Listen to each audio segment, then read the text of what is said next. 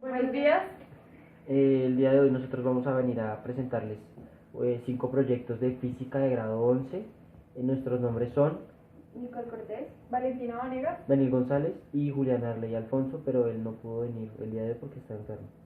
Entonces comenzamos con el experimento número 1, que consiste en los siguientes elementos. Para esto necesitamos 3 recipientes y en ellos vamos a incluir agua caliente, agua a temperatura ambiente y agua fría.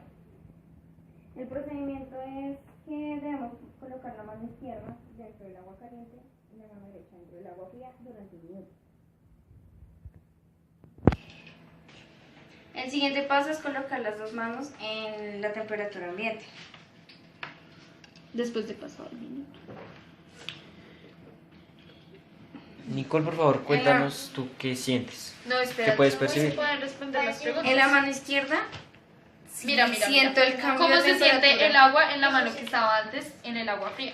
La verdad no siento la mano. No se siente la mano, precisamente. ¿Cómo se siente la mano que estaba antes en el agua caliente? En el En agua esa caliente. mano sí puedo percibir el cambio de temperatura. Ok. ¿Qué pueden decir al respecto de la temperatura del agua tibia o temperatura ambiente? ¿Qué sientes ahí? Empiezo a sentir otra vez las manos, o sea, vuelven a su temperatura normal. En conclusión, ¿el tacto es un buen instrumento de medida? El tacto es un buen... Pausalo. El sentido del tacto está para protegernos del calor y el frío, pero no para medir la temperatura. Por ejemplo, el aluminio es un buen conductor de temperatura. Cuando nosotros tactamos o palpamos el aluminio o cualquier metal, podemos percibir a qué temperatura está. Podemos saber si está extremadamente frío o extremadamente caliente. Por lo contrario, la madera, que es otro ejemplo, nos puede dar a conocer que la transmisión del calor es más lenta y por esto no conduce tan fácil el calor a nuestro cuerpo o a nuestra piel.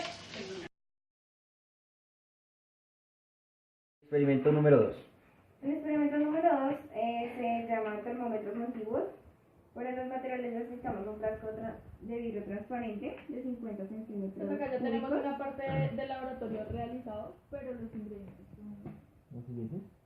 Un frasco de vidrio transparente de 50 centímetros cúbicos.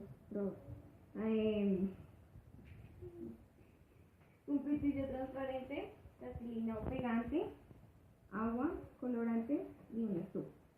El procedimiento es el siguiente. El procedimiento nos permitirá observar con facilidad la dilatación y la contracción térmica de un líquido cualquiera. Vamos a tomar el frasco y lo llenamos totalmente de agua previamente coloreada. Bueno, el procedimiento fue que tomamos la botella y le hicimos un orificio en la parte superior. Le colocamos un pitillo transparente y sellamos por completo el orificio con la plastilina. Pusimos en esta un tubo o el pitillo donde podemos ver el agua, si va a subir o va a bajar dependiendo si lo metemos en agua fría totalmente o caliente. Tenemos que dejar el pitillo a 10 centímetros por fuera de la botella. Vamos a proceder según lo que dice la guía. Resolver la pregunta de que si el calor y la temperatura significan lo mismo, pues no, ya que el calor es la energía total del movimiento molecular de una sustancia. A diferencia de esto, la temperatura es la que mide esta energía molecular. Para esto se puede decir que el calor es el que hace que la temperatura aumenta o disminuya, ya que si quitamos calor, la temperatura disminuirá, o si aumentamos el calor, la temperatura aumentará. En conclusión, se puede decir que la temperatura no es una energía, sino una medida de esta, y el calor sí es una energía. La aparición del termómetro fue idea de Galileo Galilei, quien al inicio lo ha hecho con un envase de vidrio y la mezcla era de alcohol con agua. Después de esto, más o menos por 1611, otro señor le agregó la escala numérica a este instrumento y pues a él fue que se le dio la autoría de este termómetro antiguo. Los termómetros clásicos son los utilizados en los hornos de panadería, ya que no tienen mercurio ni ningún otro líquido que los afecte en la salud. Estos son necesarios para determinar el agua con el que vamos a trabajar, para determinar la masa antes de su fermentación y para determinar también internamente el punto de cocción de nuestro pan. Estos termómetros suelen ser una esfera de cristal, usualmente son redondos o cuadrados y ya. Pues Nicole Cortés, me tocó el laboratorio número 4, la transformación del color. Los materiales son agua, trocitos de serrín y calentador o estufa.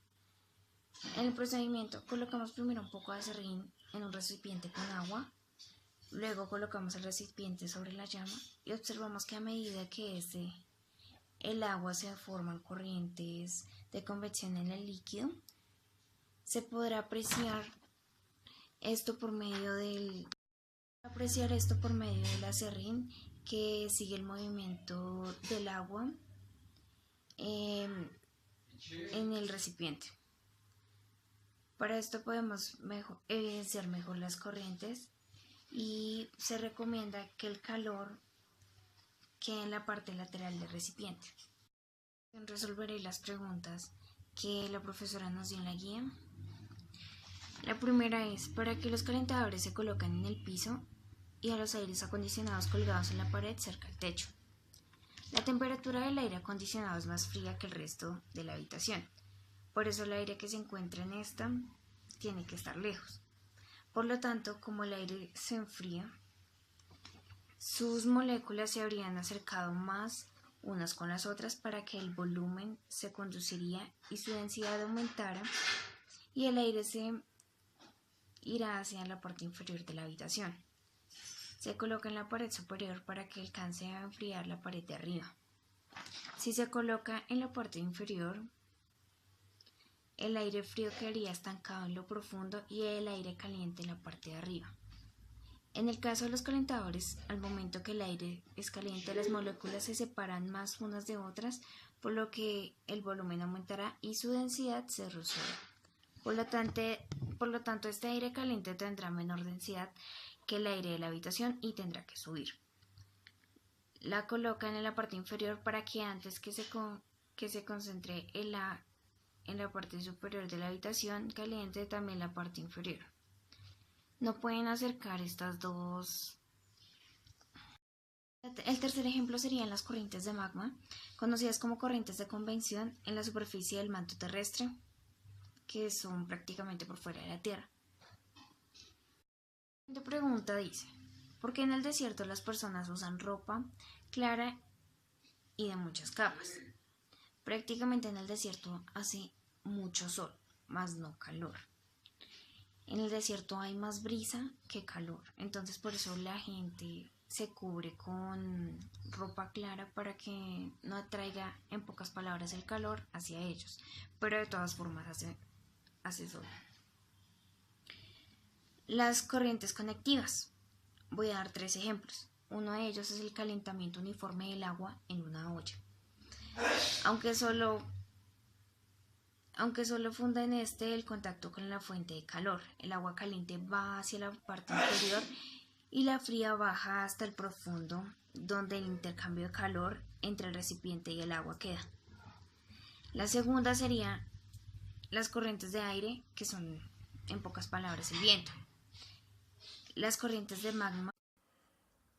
Mi nombre es Julián Alfonso Ardila. Yo les vengo a exponer sobre la tercera experiencia, que es transmisión del calor. Bueno, los materiales son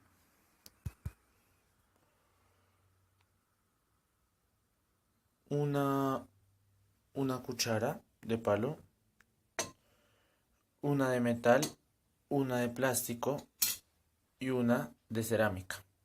Bueno, el experimento consiste en poner a hervir agua y cuando hierva, echarla en una taza con café.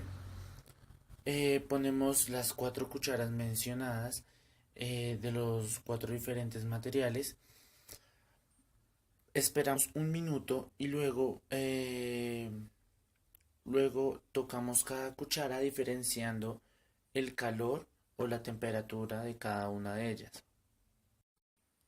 Bueno, ya que ha hervido el agua, la vamos a servir en la taza con café.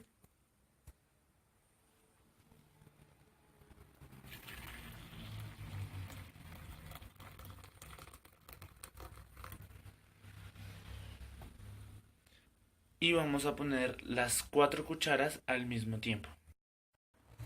Ya que las hemos puesto las 4 cucharas al mismo tiempo, esperamos un minuto y ahí sí vamos a verificar y a identificar la temperatura de cada cuchara.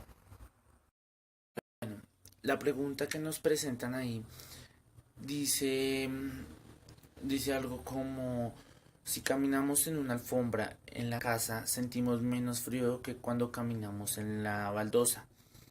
Esto pasa ya que el material de la alfombra es más conductor de calor y de temperatura. Entonces, cuando en la habitación le entra sol, ¿sí?, o calor, se calienta este material. En cambio, la baldosa tiende a ser fría, ¿sí?, ya que el material no es muy buen conductor de calor.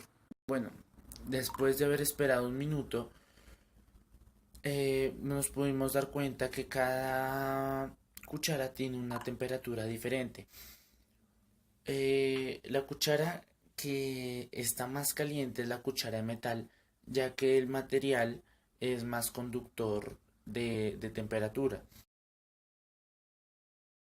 El día de hoy voy a explicar el laboratorio de física número 5 de grado 11. El nombre del proyecto del laboratorio es transmisión de calor. Y la pregunta es: ¿cómo viaja el calor? La transmisión de calor es la facultad que tiene el calor de transmitirse de un lugar a otro. Los materiales que necesitamos son alambres de igual tamaño, dos alambres de igual tamaño de distinto material, como lo es uno de cobre y uno de hierro. Un calentador, que en este caso tenemos una vela, y nada más. Los procesos es tomar y cortar dos alambres de igual tamaño, los dos de distinto material, y en uno de sus extremos ponerle cera, o cera de vela, o cualquier otro material que sea susceptible al calor, al cambio climático. Después nosotros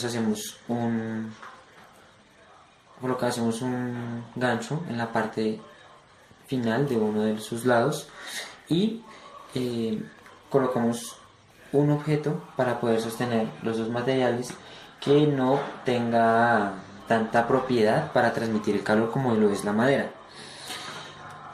La idea de este experimento es mostrar cuál de los dos materiales es más susceptible a cambios de temperatura.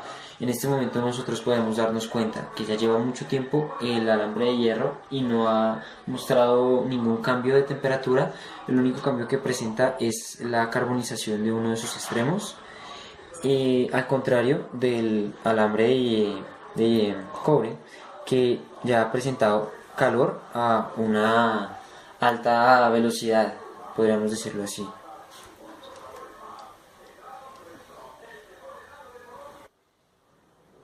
Pues aquí podemos observar, ya la parafina se está volviendo líquida. Cada vez, mira, ya aquí podemos mirar, se va derritiendo. Y podemos saber que el cobre es un excelente conductor de calor. Muchísimas gracias. Mi nombre es Daniel González. Que tenga buena tarde.